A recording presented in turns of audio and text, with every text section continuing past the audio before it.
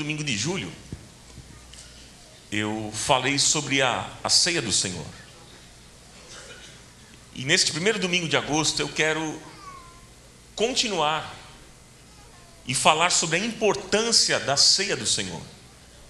Esse tema é tão importante, irmãos, e nós precisamos aprender e entender melhor o significado deste momento para nós cristãos. Amém? Abra comigo 1 Coríntios, no capítulo 11, versículo 23, que inclusive é o mesmo texto que eu usei na ministração do mês de julho, quando falei sobre a ceia do Senhor. Então abra comigo 1 Coríntios, no capítulo 11, versículo 23. Diz assim, o apóstolo Paulo: pois recebi do Senhor o que também lhes entreguei, que o Senhor Jesus, na noite em que foi traído, tomou o pão e, tendo dado graças, partiu-o e disse: isto é o meu corpo, que é dado em favor de vocês. Façam isto em memória de mim. E da mesma forma, depois da ceia, ele tomou o cálice e disse: este cálice é a nova aliança no meu sangue. Façam isso sempre que o beberem em memória de mim. Porque sempre que comerem deste pão e beberem deste cálice, vocês anunciam a morte do Senhor até que Ele venha. Eu vou até aí. Que o Espírito Santo de Deus nos abençoe nesta manhã, irmãos. Sabe, meus irmãos, nós cristãos, frequentadores de culto, nós temos um grande problema. Nós já nos acostumamos com aquilo que nós fazemos nestes encontros, em nossos cultos. Muitas das práticas no culto parece que já se tornaram rotina. Nós conhecemos os cânticos ministrados, nós sabemos como devemos orar, como ofertar, nós entendemos toda a dinâmica do encontro, abraçamos os irmãos, ouvimos uma palavra, recebemos orações, enfim, nós já nos acostumamos com toda a dinâmica realizada nos cultos. Em relação à ceia do Senhor, não é diferente. Já se tornou rotina para muitos. Quantas vezes nós participamos de maneira automática e passamos a olhar este momento da ceia do Senhor como mais um momento no culto. E é interessante que alguns até chegam a acreditar que se eles não participarem da ceia deste momento, eles vão perder uma bênção especial da parte do Senhor. Muita gente pensa assim. Essas pessoas entendem que elas devem participar pelo menos do culto onde será realizada a ceia do Senhor, para que possam então pelo menos garantir a bênção do mês. Comparecem pelo menos no primeiro domingo do mês, participam deste tempo para garantir o mês. E é por isso, queridos, que é interessante que no dia da ceia é onde se reúne o maior número de pessoas na igreja. Vocês já perceberam isso ou não? Sim ou não? Sim. Eu gostaria de ver gente em pé nos outros cultos também.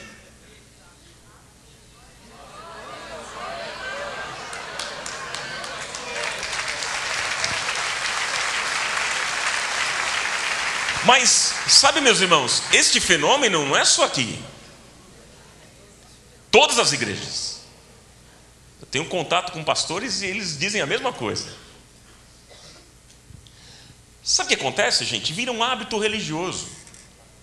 É um ritual, vira um ritual sem significação profunda sobre o culto, sobre este momento. Então, gente, é muito possível que existe aqui um grupo de pessoas que só estão aqui hoje para celebrar a ceia do Senhor, e bem possível que só vão comparecer novamente no primeiro domingo do mês que vem.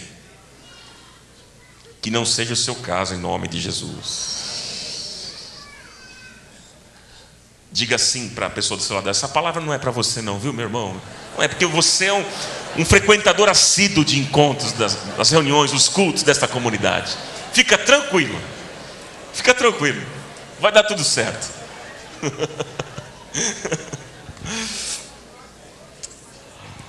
Agora, gente, já está falando. Está falando. É isso aí. Gente, a ceia, esse momento que nós vamos participar, é um dos momentos mais importantes no processo de adoração da igreja. A ceia do Senhor é um ato especial para nós, cristãos.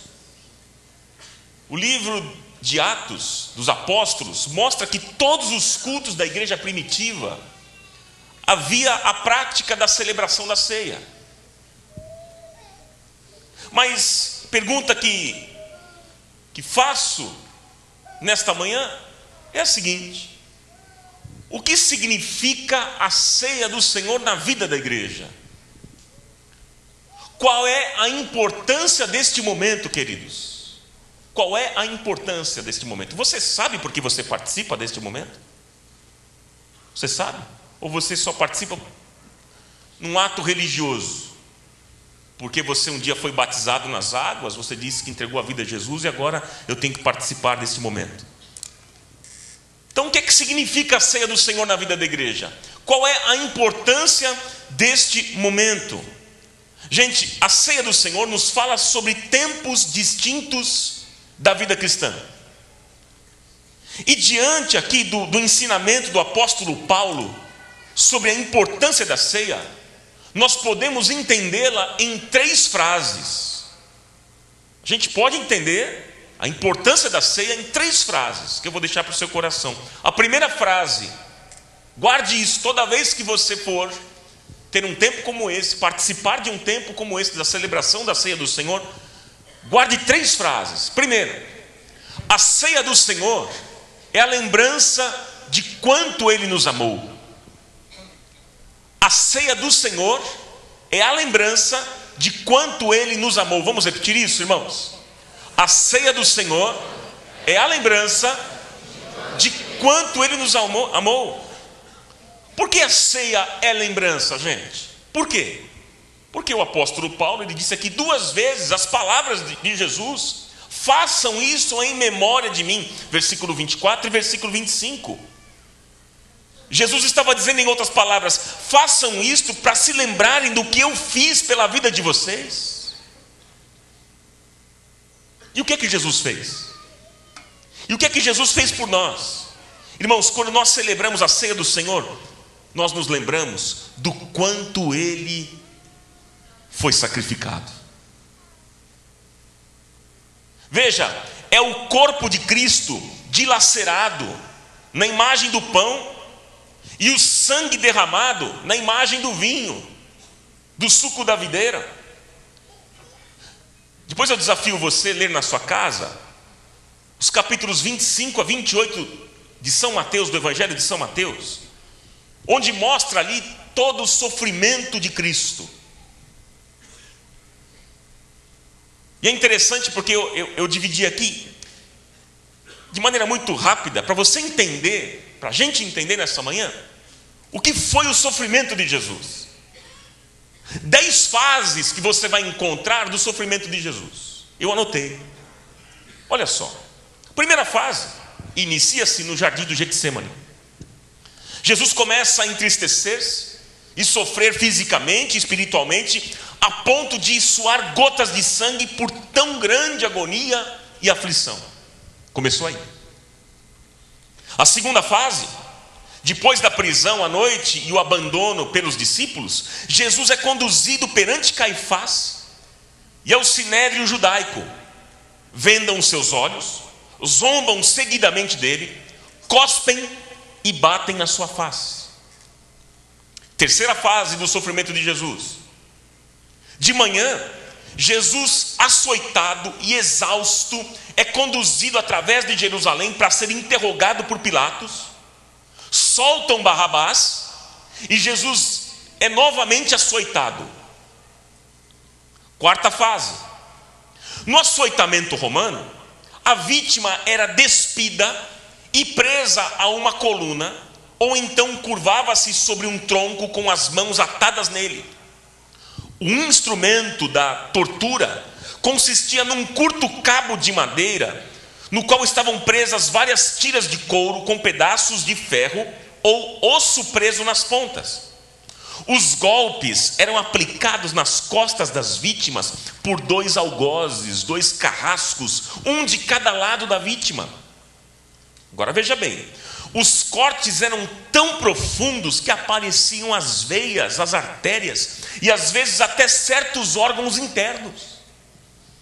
Muitas vezes a vítima morria durante o espancamento, o açoitamento. Quinta fase. Está acompanhando aí ou não? Quinta fase do sofrimento de Jesus. Desamarraram as mãos de Jesus e o puseram entre a tropa romana.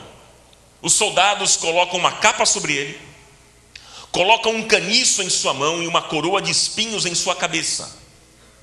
Os soldados escarnecem dele, batem em seu rosto e na sua cabeça, fazendo penetrar profundamente os espinhos no couro cabeludo. Sexta fase. Levando a pesada cruz no ombro, Jesus lentamente inicia a caminhada para o Gólgota. O peso da cruz, somado ao seu esgotamento, o faz cair. Esforça-se para levantar-se, porém não consegue. Sétima fase. No Gólgota, põe a cruz no chão e deitam Jesus sobre ela, estendem os seus braços e os pés e os cravam na cruz. A crucificação era o tipo de morte mais cruel e terrível nos dias de Jesus. Vamos continuar? Oitava fase. Agora Jesus, cheio de ferimentos e coberto de sangue, é um espetáculo para o povo que assiste ao ato. As dores são terríveis por todo o corpo, ficando naquela posição horrível por várias horas, os braços estão afadigados, sente grandes câimbras nos músculos e rasga-se a pele das suas costas. Uma dor insuportável no peito, causada pela compressão dos fluidos no coração. Sente uma sede abrasadora e está consciente do escárnio e sofrimento. Nona fase do sofrimento de Jesus. Jesus se sente só. Esta é a maior tristeza, angústia e dor que ele sente. Ele experimenta agora a separação de Deus Pai ao tornar-se substituto do pecado. E a décima fase, Jesus profere suas últimas palavras, bradando em voz alta: está consumado. Está consumado. O sofrimento de Jesus, meus irmãos, no final da sua vida é algo indescritível. A gente não consegue descrever o sofrimento, a gente só tem uma ideia diante daquilo que a gente acabou de ler aqui e meditar e observar, porque é algo indescritível o sofrimento de Jesus. E eu fiquei pensando, por que tudo isso? Gente, por que tudo isso? Foi por mim, foi por você, foi por nós. Irmãos, Jesus nos amou tanto que Ele entregou a sua própria vida. Ele desceu do trono do Pai, Ele tomou forma humana, Ele foi até a cruz para morrer por mim e por você, em meu lugar, em meu favor. Então, diante desse quadro, guarde a seguinte declaração: Deus ama você. Guarde essa declaração: Deus ama você. Diga: Deus ama você. Diga mais forte: Deus ama você. Agora diga assim: Deus me ama. Deus me ama. Aplauda o amor do Pai. Glória a Deus. Deus ama você. Guarde essa declaração. Deixa eu aplicar essa palavra aqui para a nossa vida. Qual é a maior queixa das pessoas? Qual é a maior queixa das pessoas? Sabe qual é? É a falta de amor na vida. Todos os problemas que as pessoas trazem, sejam pessoais, familiares, relacionais, elas reclamam de algo muito básico. Elas dizem: está faltando amor na minha vida. Eu não sou amado. Existem pessoas que nunca receberam amor de pessoas, nunca receberam amor da sociedade, e pior, nunca receberam amor dentro da sua própria casa, não receberam amor do marido, não receberam amor da esposa, não receberam amor dos filhos, não receberam amor dos pais, e hoje se sentem frustrados. Gente, o mundo está carente de amor. É verdade ou não, queridos? E para agravar a situação, a Bíblia ainda traz uma profecia muito grave. A Bíblia diz que nos últimos tempos o amor de muitos se esfriaria. Você conhece esse texto? Ou seja, quanto mais o tempo for passando, mais o amor vai se esfriando nos contextos relacionais. É a palavra de Deus se cumprindo. Cada vez mais, entenda o seguinte, que cada vez mais nós teremos dificuldades de sermos amados. Cada vez mais. Mas por outro lado, a mensagem do amor de Deus, irmãos, ela é tão maravilhosa, ela é tão real, ela é tão penetrante, ela é tão forte, que você até pode ter tido muitas frustrações, decepções em relação ao amor, mas você hoje pode ter a certeza de uma coisa: que Deus ama você. Deus ama você. Deus amou o mundo, gente, de tal maneira que deu o seu Filho unigênito, para que todo aquele que nele crê não pereça, mas tenha vida eterna. Ele deu o seu Filho para morrer em nosso lugar, em nosso favor. Jesus deu a sua própria vida por nossa causa. E sabe, meus irmãos, isso é suficiente para levantar a estima de qualquer pessoa. Isso é suficiente. Saber que Deus ama você. Se você é uma pessoa que foi pisada, abusada, abandonada, largada, maltratada pela vida, hoje você pode sair daqui, depois desse encontro, você pode sair daqui com a certeza de que você é alvo do amor de Deus. Glória a Deus. Sabe, Ele te conhece, Ele sonda e conhece o seu coração, Ele sabe o que está acontecendo com você, o que está se passando com você. Ele conhece as suas lutas, Ele conhece as suas aflições, as suas dores, os seus problemas, as suas fraquezas, as suas tristezas. Ele se importa com você e Ele cuida de cada uma das suas necessidades. Esse é o nosso Pai. O olhar bondoso, o olhar misericordioso, o olhar carinhoso, o olhar amoroso de Deus está na sua direção. Creia nesta verdade e nada poderá separar você do amor de Deus que está em Cristo Jesus. Deus ama você.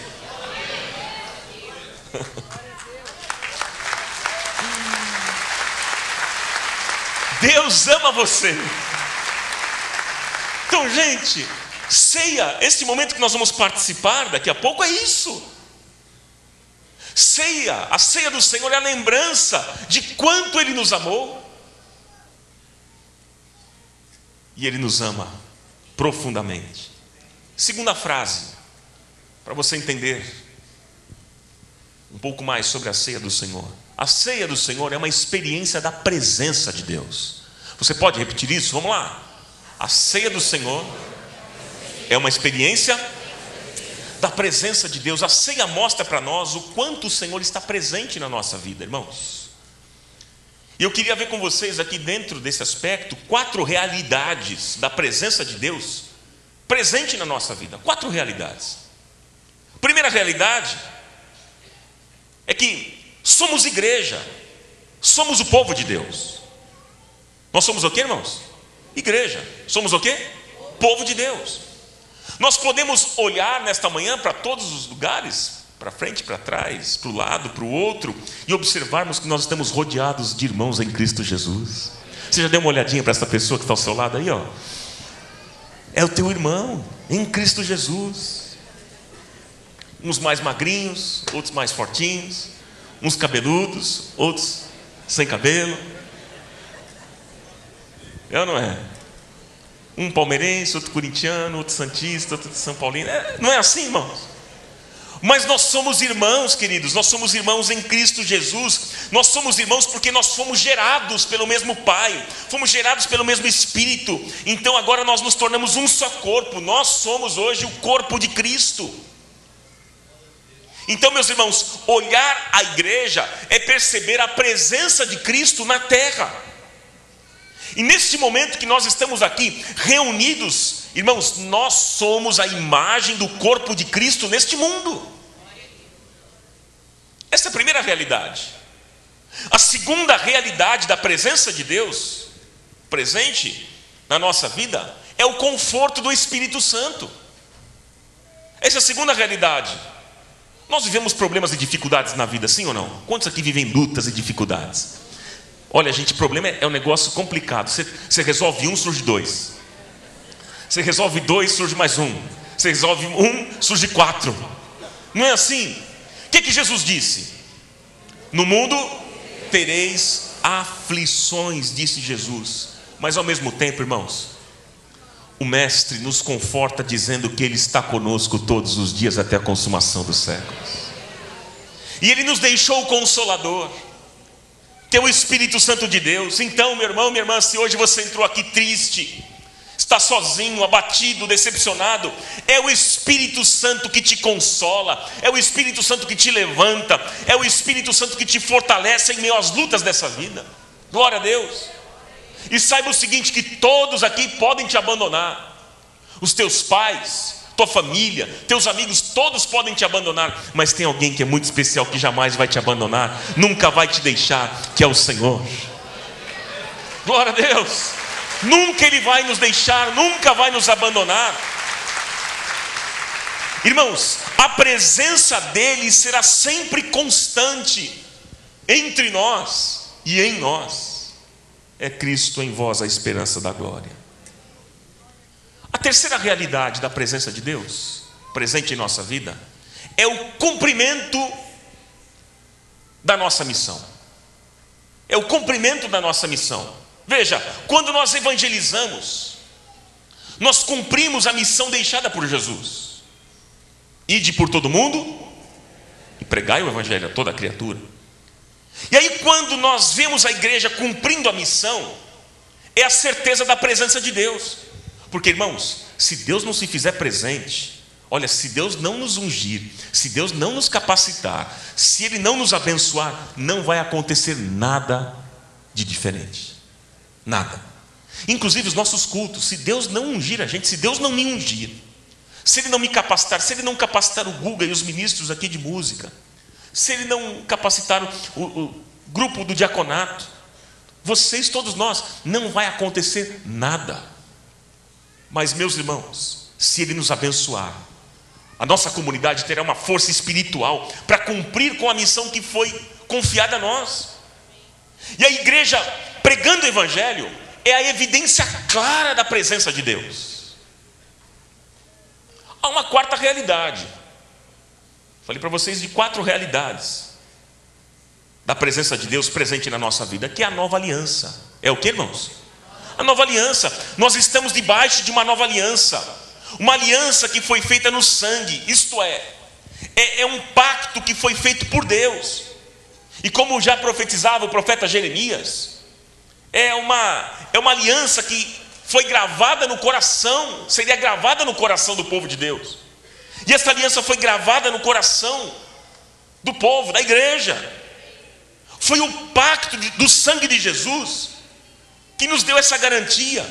E olha, irmãos, Deus não mente para nós. Deus não mente para nós. Todas as promessas feitas pelo Senhor para a nossa vida, tudo se cumprirá, porque Ele não é homem para mentir, nem filho do homem para se arrepender. Você crê nisso ou não? Deus é fiel, como nós já falamos aqui no início do nosso encontro. Deus é fiel. Seja todo homem mentiroso e Deus verdadeiro, meus irmãos. Ele vela pela sua palavra em a cumprir. E Deus tem sido fiel, meus irmãos. Deus tem sido fiel na nossa vida. Ele tem sido fiel na sua vida? Diga assim: Deus tem sido fiel na minha vida. Deus tem sido fiel na minha vida. Ainda que sejamos infiéis, Ele permanece fiel. Ele não pode negar-se a si mesmo. Deus é fiel. Então, queridos, quando nós estamos diante da ceia, nós somos levados a esta visão da presença de Deus, esta presença maravilhosa, a presença que nos conforta. E se não fosse a presença do Senhor, nós nem estaríamos aqui nesta manhã, queridos. Vocês sabem disso. Essa presença nos sustenta, essa presença nos levanta, nos anima, nos traz alento e nos faz lembrar, queridos, que somos um povo mais que vencedor em Cristo Jesus. Glória a Deus. E a terceira frase que eu vou deixar com vocês nesta manhã: a ceia do Senhor nos dá uma certeza do futuro.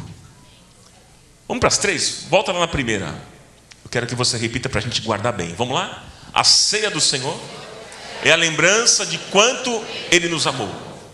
Segundo, a ceia do Senhor é uma experiência da presença de Deus. Terceiro, a ceia do Senhor nos dá uma certeza do futuro. Irmãos, Jesus morreu, mas a Bíblia diz que Ele ressuscitou, e Ele disse que voltará. Então a ceia fala da volta de Cristo. A Bíblia diz lá no versículo 26: façam isto até que Ele venha. Então nós vamos celebrar a ceia do Senhor até que Ele venha. A ceia fala de um futuro, meus irmãos, que Jesus voltará. E sabe, queridos, a igreja de Jesus não pode perder essa dimensão da volta de Cristo, porque a Bíblia diz que aqueles que amam ao Senhor amam a sua volta. Nós não cremos em Cristo só para esta vida, mas nós sabemos que Ele voltará, que Ele vai chegar em poder, em grande glória sobre as nuvens, e todo olho verá. E a Bíblia diz que todo joelho se dobrará nos céus, na terra e debaixo da terra, e toda língua confessará que Jesus Cristo é o Senhor, para a glória de Deus Pai. A Bíblia diz que aqueles que estiverem mortos ressuscitarão, e nós seremos levados para sempre, e o homem será governado somente pelo Senhor Jesus, e Ele estará conosco. Ele será o nosso governante, Ele será o nosso sol, Ele será o nosso alimento, Ele será a nossa vida, Ele será o nosso sustento, e haverá uma nova dimensão de existência, onde não haverá mais choro, nem dor, nem sofrimento, nem morte, e nós viveremos para sempre com Ele. Louvado seja o nome do Senhor.